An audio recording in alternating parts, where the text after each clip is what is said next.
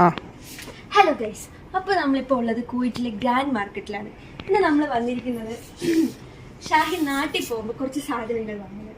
നമ്മുടെ പ്രവാസികൾ നാട്ടിൽ പോകുമ്പോൾ എന്തൊക്കെ വാങ്ങുമെന്ന് കാണിച്ചു തരാം. ഫോളോ.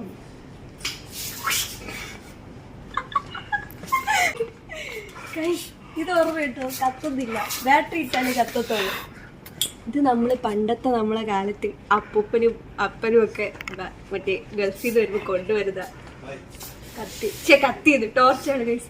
ഈ ടോർച്ച് വെച്ച് പ്രവാസികളുടെ മക്കൾ കുറെ പാട്ട് പാടിയിട്ടുണ്ടായിരുന്നു. പിന്നെ നമ്മൾ നോക്കുമ്പോ നമ്മുടെ പ്രവാസികളെ ഗൾഫുകാരുടെ വീട്ടില് ഉണ്ടാവുന്ന ഒരു രണ്ടാമത്തെ സാധനമാണ് എമർജൻസി ലൈറ്റ്. അതില്ലാത്ത ഒരു ഗൾഫുകാരുടെ വീട് നിങ്ങളുടെ കൂടെ വരണം. കല്യാണം കഴിഞ്ഞിട്ട് ആവശ്യപ്പെടുന്നത് എനിക്ക് പറഞ്ഞു നിൽക്കുന്നത് കെട്ടേണ്ടി വരുന്നു. അടുത്തതായി ഗൈസ്, ഗൾഫുകാർ നാട്ടിൽ വരുമ്പോൾ എല്ലാവർക്കും ഇമ്പോർട്ടൻ്റ് ആയിട്ട് എല്ലാ വീട്ടിലും കൊടുക്കുന്ന ഒരു സാധനമാണ് കൂടാളി തൈലം, അല്ല ടൈഗർ ബാം. ടൈഗർ ബാമിന്റെ സെക്ഷൻ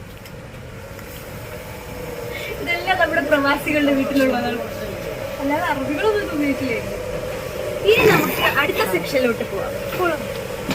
പിന്നെ നമ്മൾ ഗൾഫിൽ നിന്ന് നാട്ടിൽ വരുന്നെന്ന് അറിഞ്ഞാൽ തന്നെ നമ്മുടെ കൂട്ടുകാരൊക്കെ നമ്മൾ ആദ്യം പറയുന്നതായിരിക്കും ഗൾഫിലെ സ്പ്രേ.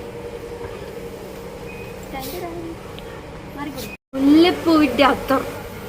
പണ്ടൊക്കെ നമ്മള് ഗൾഫിൽ നിന്ന് ഒരാൾ വരുമ്പോൾ നമ്മൾ പെട്ടി തുറക്കാൻ കാത്തിരുന്നിട്ട് എടുക്കുന്ന സാധനം ഗൾഫിലെ മുല്ലപ്പൂവിന്റെ പെർഫ്യൂം. അടുത്തതായിട്ട് ഗൾഫിലെ മണമുള്ള സോപ്പ്. ഇതില്ലാത്ത ഒരു ഗൾഫുകാരൻ ഉണ്ടാവില്ല. ഇത് വാങ്ങാണ്ട് വരുന്ന ഒരു ഗൾഫുകാരൻ ഉണ്ടാവില്ല. ഗൾഫിലെ സോപ്പ് ഉള്ള സ്പ്രേ.